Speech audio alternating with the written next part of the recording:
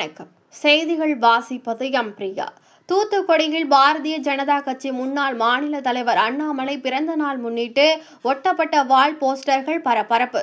Tamil Nadu BJP முன்னாள் மாநில தலைவர் அண்ணாமலை கட்சியில் இருந்து விலக உள்ளதாகவும் இது தொடர்பாக கட்சி தலைமைக்கு கடிதம் வழங்கியுள்ளதாகவும் தகவல்கள் வெளியாகியுள்ளன.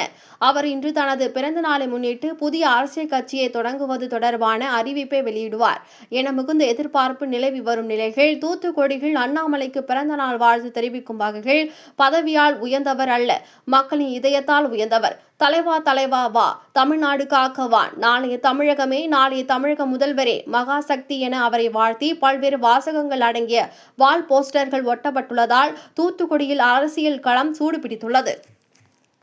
தூத்துக்குடி மாநகர் மட்டும் இல்லாமல் மாவட்டம் முழுவதும் அண்ணாமலை பிறந்த நாளை முன்னிட்டு டிஜிட்டல் போர்டு மற்றும் போஸ்டர் ஒட்டப்பட்டு இருப்பது, அதில் எழுதப்பட்டிருக்கும் வாசகங்கள் பொதுமக்களை உற்று பார்க்கும் வகையில் இருந்து வருகிறது. குறிப்பாக அண்ணாமலைக்கு ஆதரவாக பாரதிய ஜனதா கட்சியை சேர்ந்தவர்கள் மட்டுமின்றி பல்வேறு தரப்பு நடுநிலை வாக்காளர்களும் அண்ணாமலை தனியாக களம் காண வேண்டும் என்று விரும்புகின்றனர்.